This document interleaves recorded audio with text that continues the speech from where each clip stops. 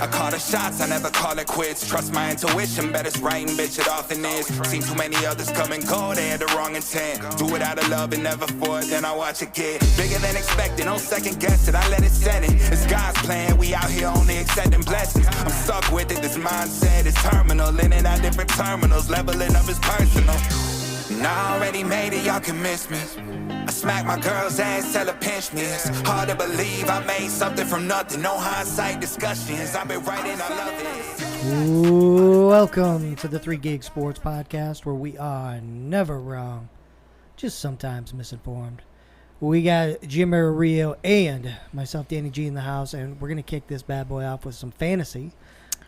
But what else is up before that, man? Hey, we're right around the corner of this. Yes, I think the last couple of years it's crept up on us. We need to start setting an alarm for like 2 weeks prior. Get our mind wrapped around it at bare minimum. But yeah, I wanted to chat about these running backs. That's what I wanted to chat about. Cause I have my own question marks. We kind of chatted about it in the sense of like what they're gonna do, the ones that are holding out, blah blah blah. Let's talk purely the football side where they're actually on the field. Okay, no conspiracy theories with this part. I have one right off the gate that I'm going to ask you. Who is the most valued standalone backup running back in the league? Who do you want? And I'm not talking about you're just using it for to lock up as your starter, as your backup to your starter. I'm literally like standalone. You could actually probably play him. I think I go with A.J. Dillon, Green Bay Packers, and I think it was like this before, but I think it's more so being that Jordan Love is out there. He's basically a rookie quarterback. He's been in the league sitting on the bench, but at the same time, he hasn't played professional football. So you have Aaron Jones, who's a great option, good receiver out of the backfield, but they've also shown they can give it to A.J. Dillon. He's a big back. He's fast, can run in between the tackles. He can do pretty much everything you want for him, and I think it only is solidified this year because you basically have a rookie back there. So I think that guy, he's going to get, he's a massive dude. So anything inside the 10, he's also going to get carries, even when Aaron Jones is playing lights out. So that for me, I think A.J. Dillon's probably my number one backup. Man, it's so hard. I think I'm going to go a little bit off the wall, and I think I'm going to say Tank from the Jaguars. I think the young man is going to have a shitload of opportunity this year, and he has a good shot where he could be a real RB1. ETN tends to get hurt. He's little. He's not necessarily a big back who's going to move the pile and shit like that. I think there's a really good shot that he gets hurt again, which is kind of, we've seen it before already. And Tank comes in, and he's a different style back. I think he fits better and is a little more durable. I think that would be something a little bit off the wall, not one of the normal guys that you'd think of, but that's where I'd go here. For standalone, like you could plug him into that. Okay. Yeah, I think so. I'm digging it. I'm going to go chalky. Who? I'm going to go chalk. So, breaking news, earlier today, Dalvin Cook signed with the Jets. So, my answer has to be Breece Hall. I think they're bringing in, and because it wasn't that expensive of a contract. What'd you say, $8.6 million? Dalvin Cook, yeah. Yep, 8.6. Yep. Still decent for a running back, but definitely not what he was making. Let's put it that way, right? Breece Hall, as long as he comes back healthy, which he was projected to come back week 1 anyways, prior to all this, I believe they're going to keep them in the mix and keep them both healthy. I think what I visualize in my head is there'll be enough for both of them because they also don't want Aaron Rodgers taking a bunch of smoke back there either, right? I'm thinking somewhere between the combination of 17, combo of receptions and carries, 17 for both. And I think that's It doesn't have to be a huge number. One may get your touchdown, the other one may get your yards one game. But I'd feel comfortable with Brees Hall as definitely my flex. But, yeah, like I said, I'm going to go a little chalky with that one. I understand that's low-hanging fruit. Yeah, I am going to take that one. And we don't know if Dalvin will really be number one, though. Because just based off of his extensive history of getting hurt, they made, he's my third down back. He's my crucial play guy, and run Brees Hall. And that 17 touches apiece, that's not going to happen. Aaron Rodgers is back there. They're not going to run the ball 30-plus times. No way. I can't see it. Not with all those weapons. And just because it's Aaron Rodgers. If it was another quarterback, I could see it. I just think Aaron Rodgers is that guy that he's going to want to throw it. They don't have a good offensive line either. They don't have – what do they have? They have do they have two receivers? I'm only thinking Wilson. I think they're loaded up, man. I can't remember the second wide receiver off the top of my head. I mean, they got some Packers that they pulled over there. Yeah, they got. Right. He keeps pulling it to the top of the freaking list. Lazard. Yeah, Lazard's there. Yeah, come on. Cobb is over there. But guys he's going to throw to. Garrett Wilson, Right. Alan Lazard, Mecole Hardman, Corey Davis, Randall Cobb. They got weapons He's to got throw stuff to. out there, but he still likes to throw to his running backs, too. Yeah. Right, I'm saying. Well, Yeah. yeah. Yeah. Yep. And it is all dependent heavily on that offensive line, too. Yeah. On both ends. That I think means they're means actually- blocking for the run. I think and they're decent, but they gotten hurt. Like that Mekhi Becton stud, but he couldn't stay on the field. They had problems with their guard getting hurt too, and they were rotating guards. But like high draft pick, I think he was the first round, like in the 20s, Right. from USC. Just getting hurt though, same thing. So they have potential, kind of like Chargers almost. I'm telling you one thing. If it were to fall to me, I'm gonna throw one thing out there, and it isn't like standalone value. What I'm about to tell you isn't necessarily standalone value, but if there's one running back I have to lock up, if I get to draft him in general, it would have to be with the most value. Like a lot of times I won't lie. He likes to back up his running back. He'll grab his own guy behind that and do that. I don't do that very often. I think it's because I had Saquon when he got hurt. I had Christian McCaffrey when he got hurt, right? So You got in and I touch. didn't. I got in touch a few times. So you just touched on it right there. I think the biggest one that I would want is Elijah Mitchell. That is the running back I would want. And any version of combo, and I, like I said, I don't lock up my running backs. I don't back it up and lock it up. But Elijah Mitchell, when he has his opportunity, just produces almost as much as Christian McCaffrey does. And you know that Christian is going to probably get banged up and hurt. When was the last time he played a full healthy season? I think he's only had one his whole career. Right? I think he was lights out that year. But yeah, I think the one I really got to lock up if I'm looking at is Jamal Williams. I mean, he's proven he can do it anywhere and everywhere, even when he's gotten the full load. Kamara does get injured a lot. Plus, he's got a couple games suspension as well. So that's another guy that's a very I'll nice be one. I didn't think looking about that one. to lock him up as well. You got one off the top of your head, Danny? Yeah, I think it's funny. You went with the Detroit running back. I was thinking DeAndre Swift with the Eagles. I think that could be a game changer for your league. Like, if they can, all these guys are kind of in the same boat with a little bit of a stable at least, right? If they can keep these guys healthy and not necessarily try to make them a workhorse back, all three of these guys could have monster years. Just staying healthy, getting in when they're fresh, doing their thing. Because when they touch the field, they're really good. All of them. I'm just scared of Swift because the Lions were good last year and he didn't do shit. Didn't do anything. He was hot in the first half, right? Yeah, at the beginning. Before he got banged up. He said, what was but it? even coming back, I mean, even in his, I know because I had him. Even I'd play him. He'd be healthy. I think he had healthy scratches. I don't know. He had coming off career highs in yards after contact and missed tackles forced. But yeah, he was only. Yeah, that back half season was just so bad. Well, there that puts me into an interesting question for you. Then, you're obviously not sold on DeAndre, right? Mm-hmm. Do you want any part of the Eagles' high-flying offense in there? I'm talking about in the backfield. We got DeAndre Swift. We have Rashad Penny, who also has the same injury history too, but can ball out when he's out there. They have old trusty Kenneth Gainwell and Boston Scott.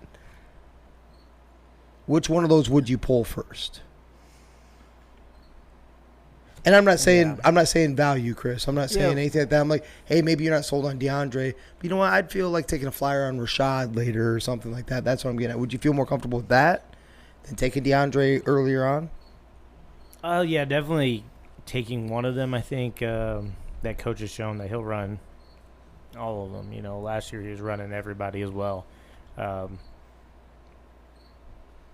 Obviously, the top three, Kenneth Gainwell, Rashad Penny. Rashad Penny's an interesting play as well. So good when he's healthy. And that's the thing. Just all of them are. Yeah, exactly. Gosh, it's that one's a tough one. Of do I want a piece of that backfield or not? You know, that's just really tough. What I do want, if you're looking for a clear cut number one, I mean, you're going Nick Chubb. You look at the backups. Yeah. Yeah. That's going to be hands down number one. Derrick Henry, maybe? Are you too worried about his? I am a little bit worried about the miles and catching up, and usually after they have one, it starts coming downhill. Yeah. Right. You get that one injury. Happened to Zeke. Right. He was decent. Had that lower leg injury. Those knee problems. Guess what? Cut from the Cowboys.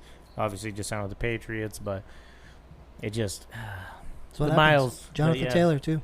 Same thing. He's been dinged up ever since he got hurt that first time. Mm-hmm. And they ran the tires off that dude to Wisconsin. Yep.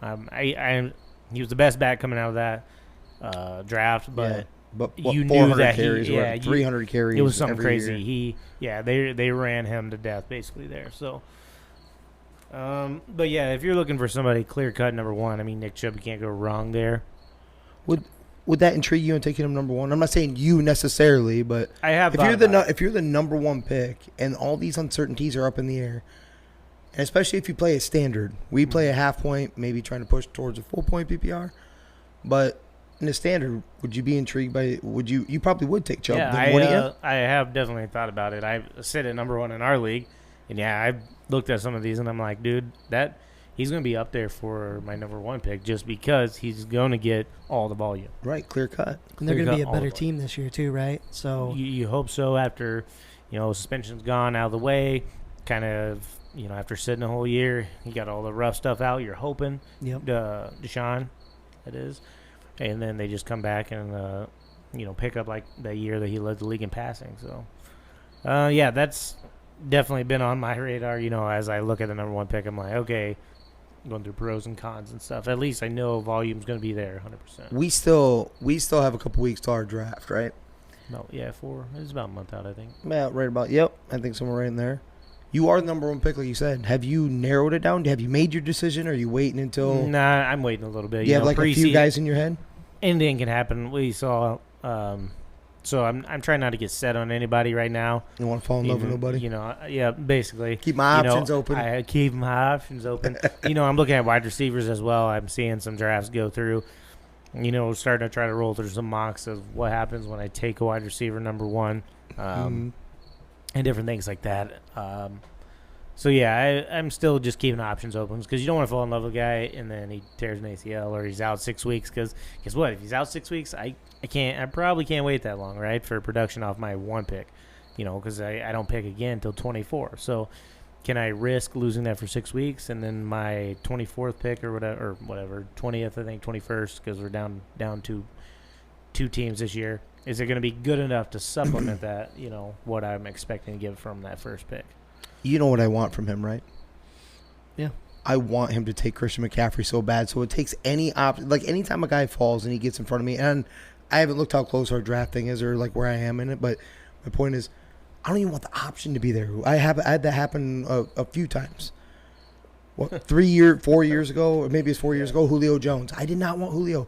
Nobody would take him, but you can't not take him when you start getting into the third round. Right. You know what I'm saying? And I'm like, I hate that shit. I want Christian McCaffrey. I think he'd look great as the number one pick. Yeah. Do you? I think Justin Jefferson would look amazing. Yeah, you son of a bitch. You don't even appreciate him. This is horse shit. What? I always appreciate him. I just don't appreciate Kurt. That's the scary thing about having like a top even 3 pick, right? Is You have to Gotta look at nail the it. upside of these guys, I think too. you have to nail it. Yeah.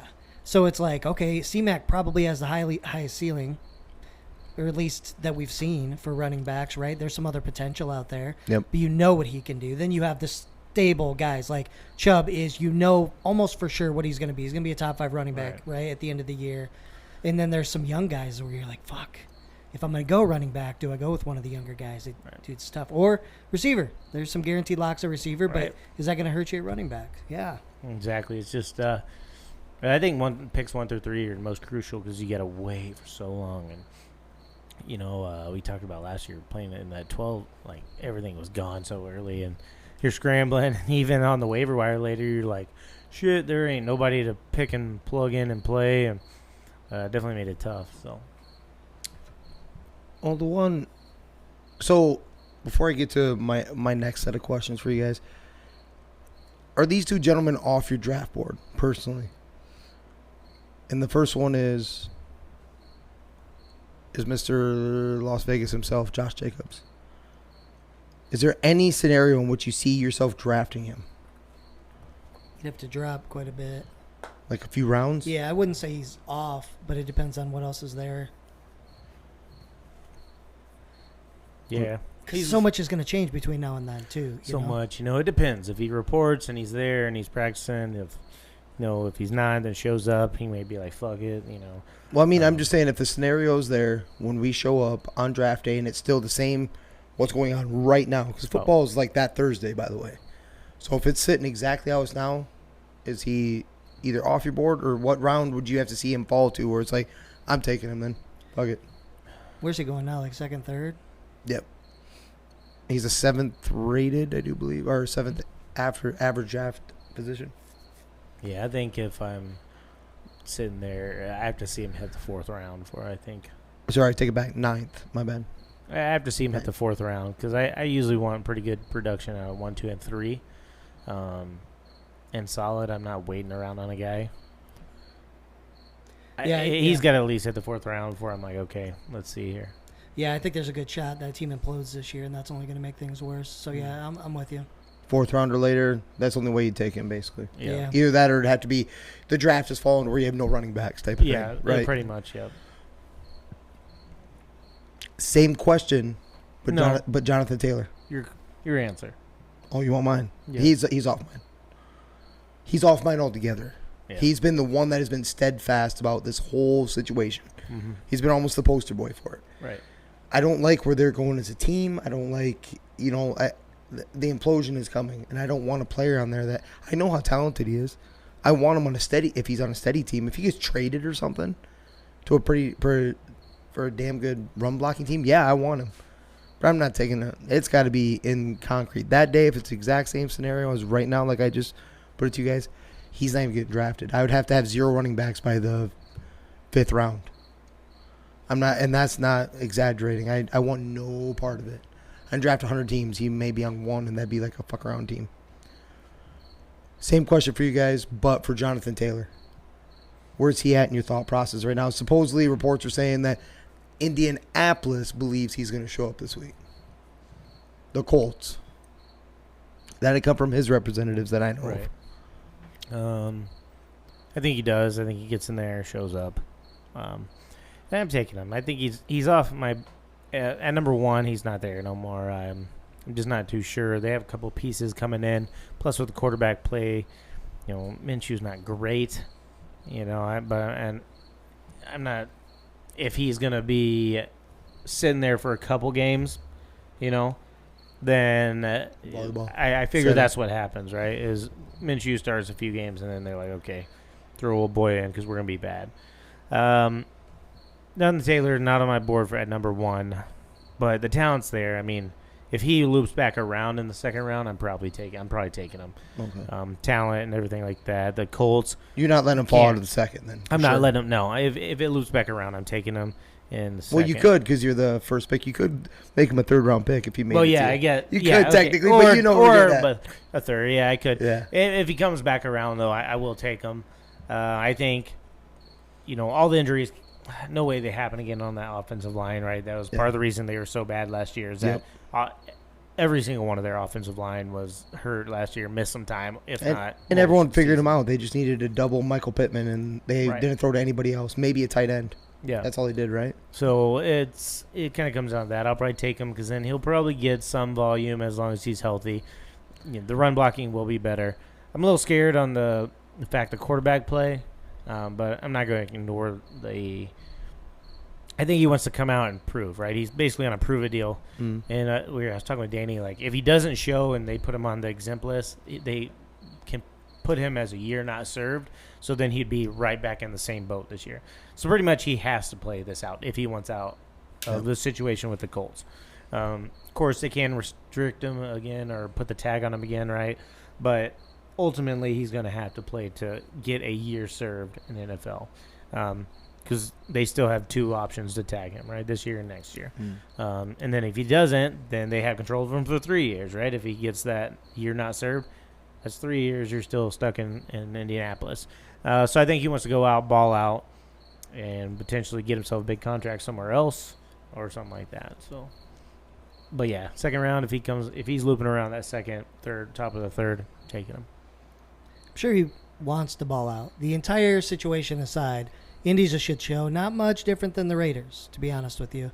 I don't like the injury factor with him. Like the fact that he's still dealing with that. You know, we talked about this last year, like first injury in his life when it comes to football ever. And that's never a good sign. That shit's downhill, just like we were talking about a minute ago. I don't want a piece of Jonathan Taylor this year. I'm not interested in that. Just to make that answer easy. But I don't think Minshew's a quarterback either. There's too much hype around Anthony Richardson. They're feeling so good about him, and that coach said they're going to play him early. He looked so bad the other night too. Dude, you see him both. He's young, right? But the good is so high of what Keeps they're the seeing. team up. Yeah. But he played bad against backups the other night. And it's what I said. I was like, he played shitty in Florida, and you're basically... Were they with backup receivers, though? The reason why I say that is Indy has no receivers. They have one receiver. So if you have the backup receivers and they had none, I don't know. Maybe that would play into it a little bit, but yeah, maybe. I don't know. I don't know. He played really bad though all year, and then he played bad in the preseason game. Again, they're still NFL players, right? So you could basically compare that to SEC football. I'm not sold on him yet. I'm going to see something besides just testing off the charts. I mean, look at Zach Wilson. Look at Johnny Manziel, right? I don't know. I feel like the media wasn't paying attention back then. Right. There was a lot of shady shit going on. Right, but he tested well, right? He threw the ball well to his agent and whatever. But, right, they threw the ball well. Zach Wilson, all right? Yeah. Threw the ball amazing. Yeah, absolutely. So made some incredible throws, and we know they hype the quarterbacks up and this and that. We talk about it all the time, but shitty NFL player, and I just don't know about it yet. I think a big difference that he has, even if his passing isn't money yet, he ran a faster 40 time than Derrick Henry, but he's also about 30 pounds bigger than Derrick Henry. So he's a huge fucking quarterback that will be able to run like Lamar, like one of the prototypical running quarterbacks that we've got. So I think he's going to make Josh Allen. That's a better example. I think he's going to make a lot more opportunities for his team than, staying in the pocket. I don't know if he'll be that great. He didn't look great in Florida. But there's a lot more potential there, and I like him for where he's going in fantasy. Let me just put it that way. I think he'll be able to do some things there. But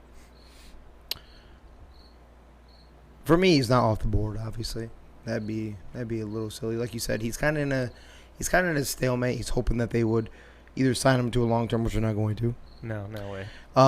Or trade him, which also isn't probably going to happen. Someone would have to blow the doors off, right? And nobody's doing that for running backs anymore. They're not trading. You're not going to get probably a first-round pick for that guy.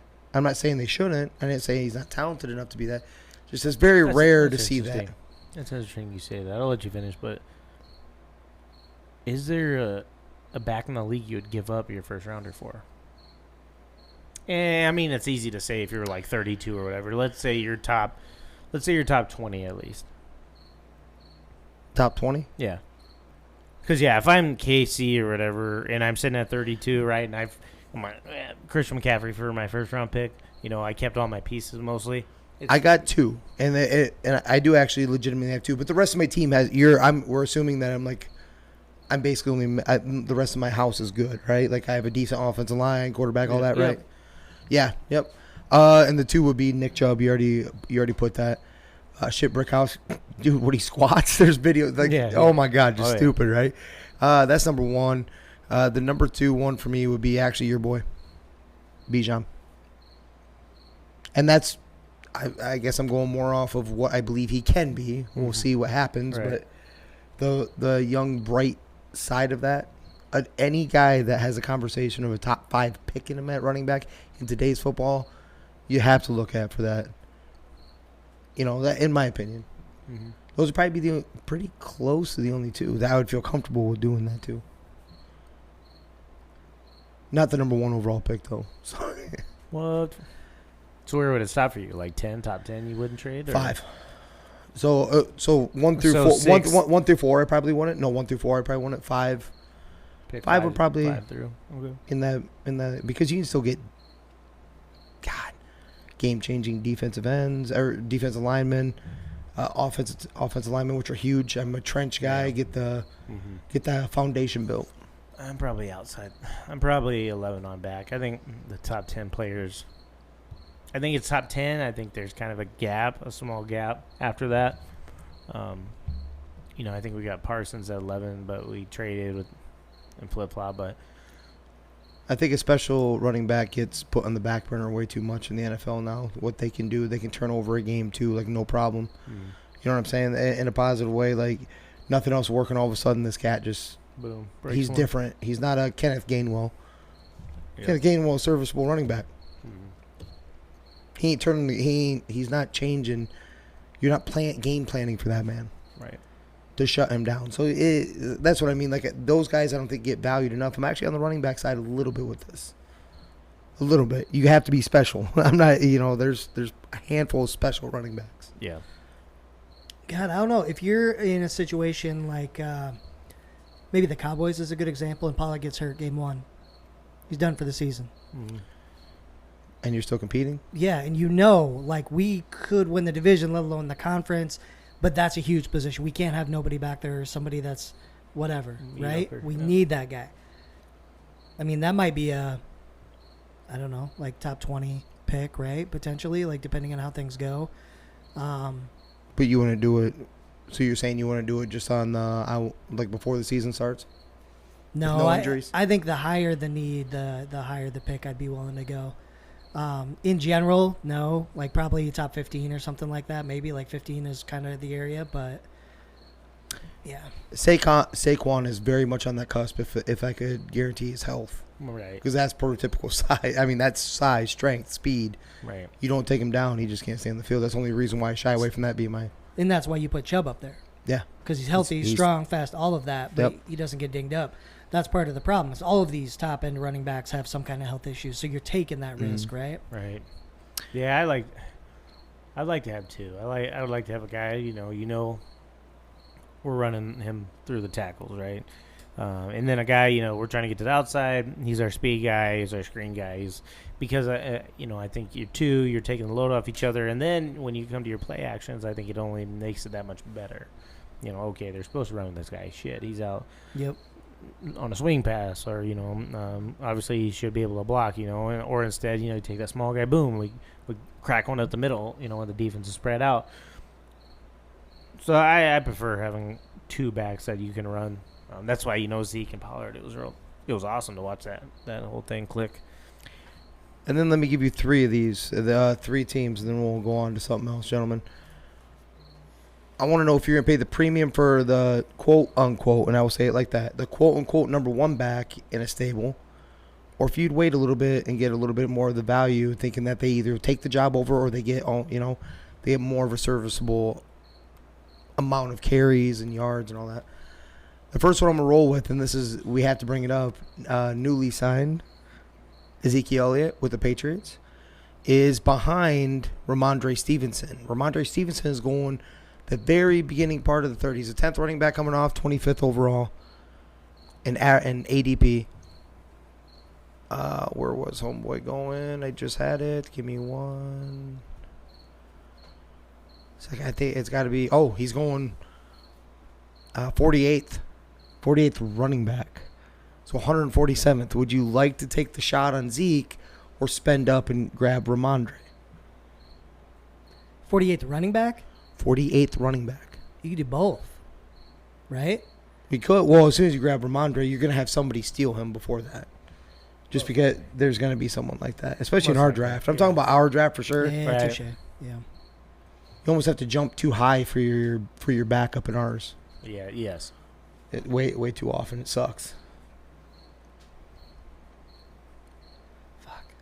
Yeah, I think I'm going Ramondre on that. Still Ramondre in there? Yeah.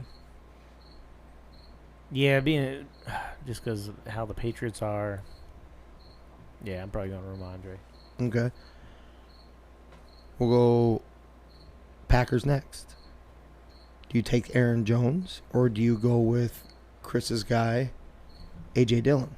And they're relatively close. It's, where is that? 32nd running back, 87th overall for A.J. Dillon. Aaron Jones was, well, I guess it's 5 rounds difference. 39 overall ADP. Who would you want more in that one? I'm probably going Aaron Jones. I mean, just his factor out of the backfield. Being able to be hitting the dump off, in which I think, basically a rookie quarterback back there. I always like tight ends and running backs for rookie quarterbacks that'll start. So I'd probably still go Aaron Jones on that, a tad bit over, just because he does give you that reception threat, probably bigger than A.J. Dillon does. Yeah, Aaron Jones for sure. He's the best player on that team. On this one, I'm actually going to flip the script on you. I'm going A.J. Dillon. I think he actually could not take over the spot. I think to make sure you cushion that, you go run heavy. Pure run heavy, not the swing passes. I think you can get, if you remember watching a couple Packers games last year, I didn't watch like a bunch of them, but they'd fall in love. They'd fall in love with A.J. Dillon. Like what I mean is he going because he couldn't be tackled. 6, 7 yards, boom, boom, boom. He showed a little bit with his hands a little bit later on in the season. I actually think that he's going to burst out of a bubble. I think they would look for anything to do that because maybe they give him the opportunity this week. We also come back to the money part. Then get rid of Aaron Jones at the end of the season. I'm actually more sold on AJ, especially for the value. Maybe. Didn't they just pay old boy, though? Aaron Jones like 2 years ago. It's good. Aaron Jones is getting a little bit old for a running back too, right? Yeah. What is he, right around 28, 29? Him and Jamal came in the same time. Actually, both Green Bay. That's right. I forgot about that. But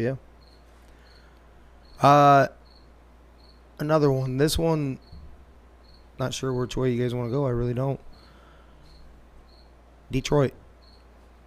Yeah, I'm glad you brought that up.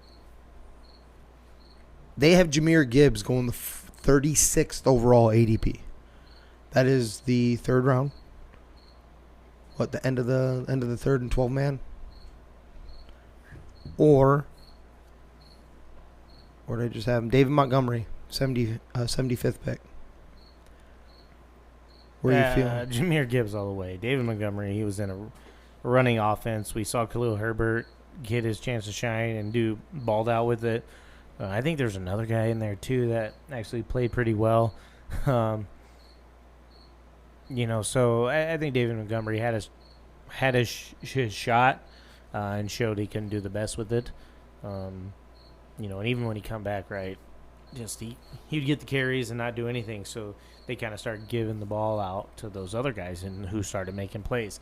So I'm going upside Jahmyr Gibbs all the way on this. I think David Montgomery will be fine, change of pace, inside the 5 kind of guy, but wide open, in between the 20s, man. It's Jahmyr Gibbs all the way. I think he's going to open that offense up like crazy. I think they win the division, and I think by a couple games. I think by a couple games. I think by a couple games. The disrespect. Tough. Against Packers. Packers are. I don't trust Jordan Love. I would like the Vikings. I love the Vikings offense. I'm not sold on Kirk Cousins. Defense is really questionable. It's all going to come down to what. You're not sold on Kirk Cousins because of the 10 years thing or the 10 whatever it was. Yeah, whatever. So but it's really what old boy can do with that defense. It's going to come down to that. Yeah, so with this question, I'm okay with either one. I don't really – Gibbs is going to be a stud, but I don't think Montgomery's that bad of a value where he's at either. I think he's going to get his shot, and he's going to do well too. Flip a coin, in my opinion. They wanted both cats really bad. So that was going to be my argument. I was going to go with David Montgomery because they wanted him really bad. Obviously, they wanted him real bad. They let Jamal Williams go, who would have been less money to sign than David Montgomery. So they obviously wanted him, right? Yeah. He brings a different skill set. More of the run side, but still have the pass catching ability, right? And that sounds really. I know that sounds corny because old boy rushed for how many ever touchdowns, but they were inside 3-5 yards or whatever. I think David Montgomery has that spark that he could take a 60. He can hit that 60-yarder. He's proven it multiple times, right? Jameer's going to be special. I don't know. I guess we'll see when he starts to get – you got to catch him. I will say that. But when he starts getting smacked by some of these big boys, we'll see how long he can last. Yes, SEC, blah, blah, blah, blah, blah. It's true, though. No, is it, though? It's still the NFL. It's almost the same conversation we had whenever they say, can the worst team in the NFL still be the best team in college football, usually out of the SEC? Yeah. No, they won't because it's still the NFL. They're grown-ass men. There's no way. Then you get the pride in there too, but I like Jameer. I think they were way too ecstatic. I think they reached really high for him, and if I needed upside spark like I have a vanilla team so far, I'd go with Jameer. I want someone that I don't know. Always like a rookie too. If my team's already like that, already sitting pretty damn good, I'd rather take the reliable one I could trust more. And then I did see one more that was interesting. I don't really care about the Bears one. I was going to bring that up to you, but I really don't care. I actually care more about the Bills. What would you – because you want the running backs and the highest producing offensive teams, right? You think. You would think, yes. So you can actually combo this up with two teams. We'll call them the same. You know which two? Yeah. Kansas City and Bills. Which running back are you trying to get? None of them. Not a single one. No. I'm not interested in any of that. James Cook. Who's the other cat that I just saw? It was James Cook and the KC one? Pacheco? No. Down there with the Bills. Right there. Oh. Oh, sorry. Damian Harris from New England. Damian doesn't intrigue you either? If they use the running back position more, it would. Yeah. Okay. I mean, we've talked about this the last couple of years. The running backs they had were not slouches. They had some good running backs, but it didn't matter. Just wouldn't run them. Yeah. If you had to, you had no other. Let's say it was a waiver wire. All the running backs are gone. You don't have a fourth one or something like that. You want 4 on your team, bare minimum, right? You're not feeling very comfortable after the draft with only 3 running backs. You had to pick up one. And I'm talking about Kansas City's or Bills. Yeah. Probably Pacheco, I think. I'd go Pacheco as well. I think that's almost a clean sweep. The only one I would possibly think about, he got hot last year. Jerick McKinnon, very heavily involved in the passing game too. Yep. He showed up, but very late in the season. That's only a small sample size. Right. You never know. I would not feel comfortable about any one of them. I'm going to stick with Kansas City. This is a different part of the discussion. No Juju left on the team. Besides Travis Kelce. See, that's where you fuck up. What receiver do you want on your team? Do you want any one of them? Even if it's a depth piece. I'm not talking about he has to start for you. Is there any one of those that you want to maybe draft, maybe stash, see what happens? If you had to take a dart throw, you want one guy? Yeah. I've heard great things about that Sky Moore. Speed-wise, hands-wise. I guess Patrick's got an eye for him in camp. Is some of the things he's been rumbling across. So if I'm throwing, because you always want a piece of those high-flying offenses, right? Just on the off chance that, somebody gets Especially hurt, your guy's the receiver, next guy. whatever. Sky Moore is kind of a guy that I've been keeping my eye on. To potentially be my third wide receiver. I think he's got that potential. Especially, and it's not a bad thing if you're hearing from Camp Rumblings that Patrick Mahomes has an eye for him, in camp. Right. So developing some chemistry there. So if I'm going someone, I'm probably leaning that way. Let me give you the names because just in case you did forget. They do have Kadarius Toney, who they did spend some draft capital to go get, as in traded draft capital to go get him. Sky Moore, like he just touched on. They still have Marquez Valdez-Scantling. And he always drops like a couple touchdown passes. Deep ones always does. The one out of the ordinary, Justin Watson, which I don't care about that one. This Rashid Rice, who's the rookie. I heard some dumb shit from our local Kansas City goof that he sees Randy Moss in this cat. Yeah, stupid shit. Talking about the greatest wide receiver of all time, Randy Moss? Yeah, that one. This Rashid Rice, how he runs his route and breaks it off. I'm like, it was SMU, and the highlights you're showing me here against teams I don't even know what the letters are that go to the university. Oh, you just said didn't matter. It does it? Does it? When I'm talking about receivers, I'm talking about running backs. That was running backs. This is wide receivers. When you're leaping over a dude that's 5'6", playing for whatever the all deaf school. So it does matter sometimes. It does a little bit. On this one, it does. I get it. He does show talent though. He really does. And in fact, I think his first game he had 3 for 60, 3 for something like that. He had 3 for 50. They played a somewhere lot, in that though. ballpark. Some of them younger guys play a lot. But given that, does that change yours, Kadarius, at all? I didn't know if you remember Kadarius being there. Go ahead. Kadarius would be the only one that's intriguing, but he's hurt all the fucking time. I got burnt by Sky Moore last year, and I heard the same shit last year. Oh, you did? He's super fast. They're going to replace Tyreek with him. It's going to be perfect, blah, blah. And he did exactly nothing all year. And I kept him way too long, hoping I'm like, it's going to happen. It's going to happen. I do think that comes into some of our discussion is if you've ever been burnt by a guy. Yes. You hold a little grudge. All right, I'm going to give you mine, and we're going to do this right now, okay? We're going to do this. I'm actually, you know me, I have to have a rookie wide receiver. This is where I take that flyer, the dude I don't know. He is not no goddamn Randy Moss. Let's pump the brakes. But I know what Kadarius brings. I don't know what Sky Moore necessarily brings, but it isn't like it was like the little flashes wasn't that sexy either all at the same time. I'd rather take the dude that is like 6'1", 6'2". He does look like he jumps out of the gym and has some separation with his speed too, a little bit. I'm not like those other two guys, but I'd rather take the flyer on this one instead of Kadarius.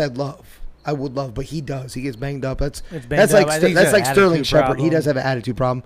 Sterling Shepard. That's what he reminds me of, except for a more attitude problem type of receiver. So, yes, we're gonna call this. Don't touch me there again. Yeah, that's what we're gonna call this. Name your if you have more than one, name that player you will never draft again because they let you down so badly. You had high expectations, they didn't perform well. DeAndre Swift. It's hard because Christian got me too. Saquon got me as well. But God, I'll probably still draft him again. DeAndre Swift, though, man, I thought he was supposed to be it. Started balling out for like 3 or 4 games, and then boom, got hurt, and then just was never. Whatever. I don't know what the case. Like I said, I'm pretty sure. I think he had a healthy scratch or two towards the end of last year. I'm just like, what the hell, dude? Okay. So, I'm staying away from some DeAndre Swift for sure. It sounds a little bitter still. Yeah. Okay. I thought for sure you'd have like maybe a coin flip with old Christian. I'm still probably gonna draft him though. That's the thing. Yeah. Like it pisses me off. But that offense, if he's healthy, holy shit. I'm going to go with one, it's probably Saquon. Because I probably could have won that year. But Saquon hosed me. Yeah, so. Saquon's touched me balling too. Balling out. Then he went out for his 6 games or whatever he was, come back, and then he was like, no, I'm not yet. Oh, gosh. What the hell? Yep. Yeah. I think I burned his name from my memory. Who was the indie receiver last year That should have been a stud. He's their best receiver. Oh, Michael I just said it. Pittman. Michael yeah, Pittman Jr. is probably it. Yeah, That's because your he guy. was high enough draft. I capital wanted for him me. so bad. I had to keep him in my starting lineup. I had to, but every week it was like 3 points, goose egg, dog shit. Every week, and I couldn't do anything. I couldn't trade him at that point because everybody knew what it was, and I'm like, How about that's Russell probably the fucking worst one. Wilson? Where the shitty taste in your mouth. You're just like, It's like, God that's going to damn be it. such a good offense. Let's go. And then he just like, I'm like, you're what? straight shits on a motherfucker. That's why you should listen to the podcast. I told you what was going to happen Bro. last year. I thought you were just being a hater. I thought he was too. You told me because you all said the Vikings are Super Bowl bound. That never happened. I remember saying that. I didn't count. Dude, I've had so many. Some of them are now obvious that won't happen. Will never. As Julio Jones was one burnt too many times. The boom and bust is he's the ultimate boom and bust. One game he'll literally carry you to the highest score in the league for the season in a week. Because he'll have 40 fucking points. Next week he has 7. Yeah, so like at the end of the year, it looks like he did great. Yes. But the valleys and the peaks are so different. So bad. Yeah. No, that one isn't quite fair to throw that one because you're definitely not doing I've that. been burned by Julio. Yeah. He's that guy that you just didn't want. You were hoping someone else would take. Mine was. You got forced to draft Julio last year, didn't you? Yeah. Wasn't he like fucking 8th or 9th? It was like the 8th or 9th round. I'm just like, dude, I'm just gotta like, I have to. I can't not because he was on the Tampa Bay, right? Yeah. Buccaneers, and I'm just like, I fucking have to. Yep. It just leaves you. I'm going to kind of borderline cheat, and I'm going to say any Viking player. Every time I draft them, something happens. They either get banged up, hurt. Even if they have a couple special games, I still get burnt every time. I get so excited. Finally get him. Finally get AP one year. Coming off. What's the dude do? Tears his shit up. Or he whips. Oh, I think I had him the year he decided to start whipping his kid. That was one of them. AP. I've had Dalvin. Dalvin ended up getting hurt, tearing ACL. So it will be Dalvin is the correct answer. Like I won't. Yeah. I'm good. Because every time I get him, and then I don't lock up my running back either, so I don't have Alexander Madison when that would happen. It'd be pivotal time that I need him. So no matter where he falls to, you are not allowed to draft Justin Jefferson this year. Okay? Attaboy. There's no way he's getting to me. If he makes it outside the top 3, dude, I'm trading multiple round picks to climb. I haven't even seen the order yet. I know you're first. That's all I know. I don't know who's after that. I honestly don't. It was whoever was in the bottom 4. Yeah, so the bottom 4, we played it out for the number 1 pick. I would say Luke's up there and Tom Hahn. I thought Tom Hahn made the playoffs. Or maybe it was. Maybe it wasn't Tom Hahn. It wasn't Tom Hahn, I don't think, this time. No, He doesn't have to okay, not rock Tom it. Who's Hahn. who's rocking the pink shirt? I have to look. I will, even though technically I wasn't last. Who was that? Oh, I'll wear it, though. I'm a good sport. forgot about Shorty, who quit. Shorty. She Shorty. got fired. Yeah, but before we wrap up, we'll leave the baseball one alone. We'll stick with football. Been all football on this one. You obviously read it, but our man Michael Oher, Danny, are you the one that read the brunt of this story? Yeah. His adoptive parents. You know it. You know the story all too well if you watch the movie The Blind Side, and that's where this kind of stems from. Danny, tell us a little bit about it. I'm gonna cheat. This is going to be our make sense if you don't think about it. Yeah, 100%. So he actually filed a lawsuit against the Toohey family. So this is ESPN reporting this. He claims he didn't receive any money from the film, while all 4 members of the family each received millions of dollars. So, long story short, they never adopted him. They actually had him sign what was a conservatorship, and he didn't find this out until February of this year, 2023. Okay. And so basically they never adopted him. They had this conservatorship where they're in charge of all his finances and things like that. And so they set up this agreement where they made $250,000 a piece and then 2.5% of the royalty money as well. And so How much did that movie make? Over $300 million. Jeez. Yeah. So let's see. So he's suing for punitive damages. It's been 20 years since he signed that after his 18th birthday. That's how long this has been. So it's fucking insane how much this family's made. We'll just say off his back, okay? Right. Like, based off his story. So it says the relationship between him and the Tui family or whatever, it started to decline when he discovered that he was portrayed in the movie as unintelligent. So he was pissed off about all that. And then, in February this year, he found that out. So now there's a lawsuit ongoing. What do you think? Obviously, there's two sides to this, right? Mm-hmm. Like, Michael grew up in foster homes, on the street, everything like that, and he ended up making millions of dollars in the NFL. And who knows how much in college, let's be real at that point, right? And then the family takes advantage of the situation, and they make a nice chunk of change off him, too. So I can see both sides. I think it's fucked up on the family side of what they did. I think it is. I think Rio said it perfectly, actually. Goddamn white people. I mean that. I'm like, what the fuck? Who would even think to do this? Who would think that? You know what I'm saying? Like, who would even think to do something like that? There's no golden heart here. No. That's the first thing I thought of. There's no golden heart. You were doing it. You even put it off. You actually had the audacity because she had a lot of say in the movie. If you know anything about that, the mom, that whatever her name is, Tui, she had a lot of say in this movie. She knows exactly how she was being portrayed, how she had him being portrayed, made it look like this is all.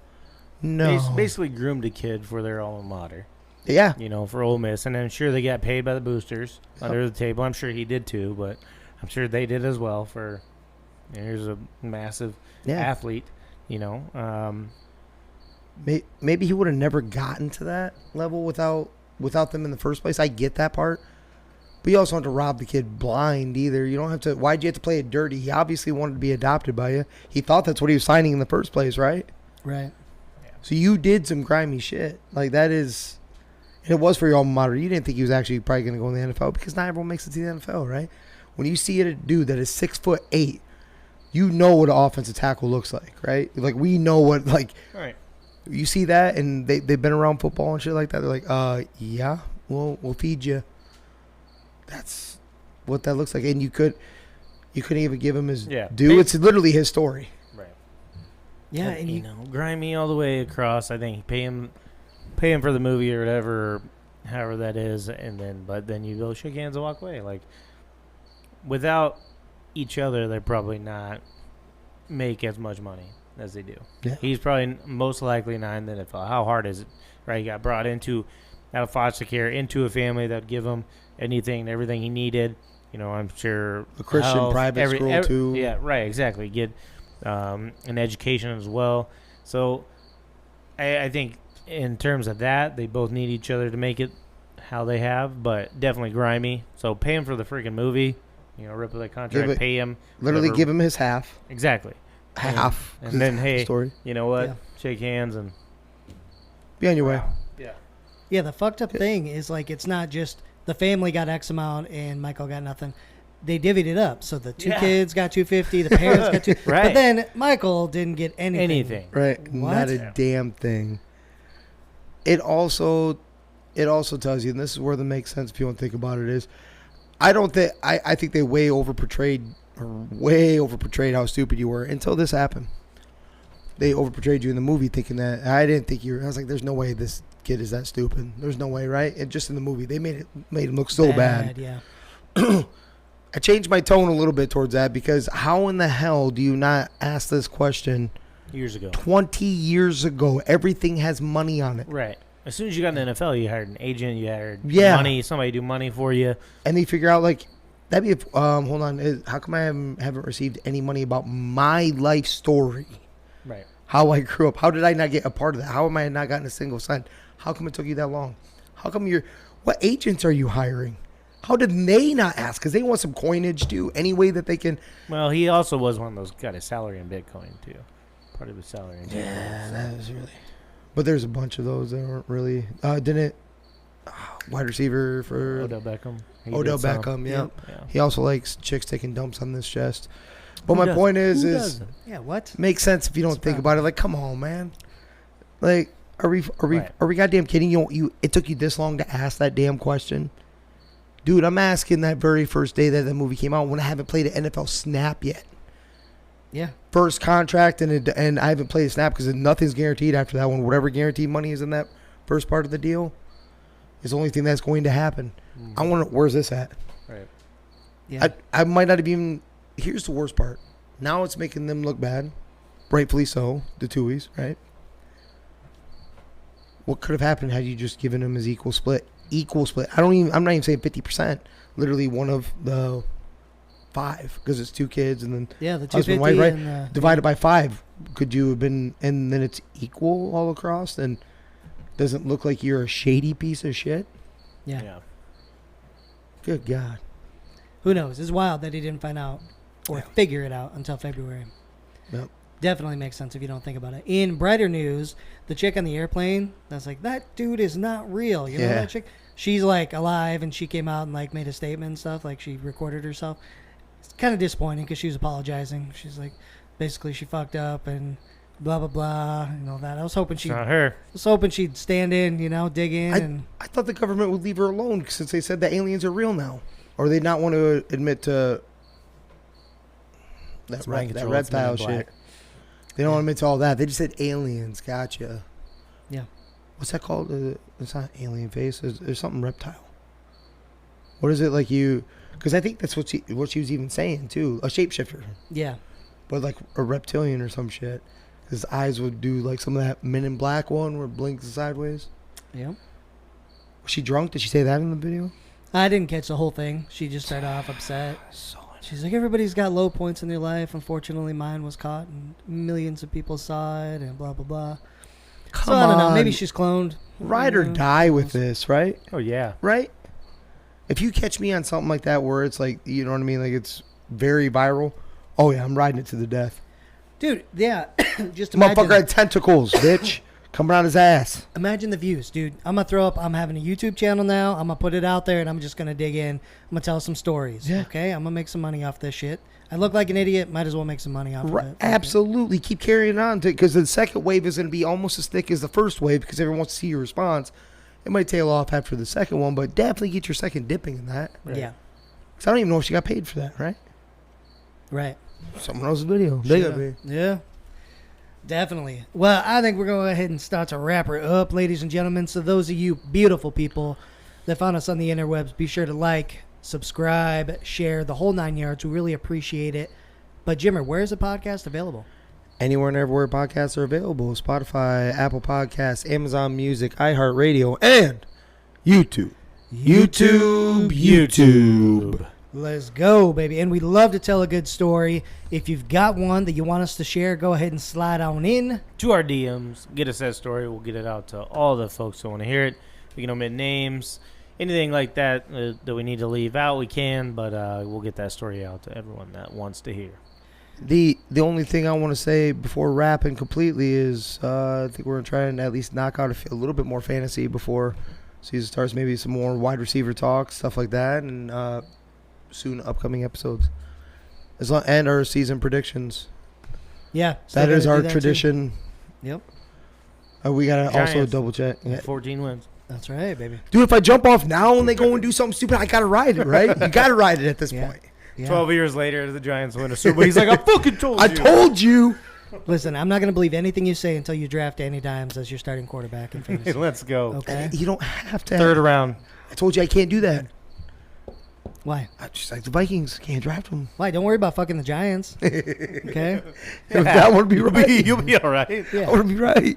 Actually, with that said, draft the Lions. Well, they did quarterback. beat the team that should have won the Super Bowl last year in the Vikings in the playoffs. So That's right. Remember when Kinda. the Cowboys spanked the Vikings? shut the fuck up. Wrap it up. Yeah, I don't know what are we talking It about. wasn't even the game. Who invited this guy today? I don't know what he's talking about. All right, well, we're going to go ahead and get That out was of a here. shapeshifter.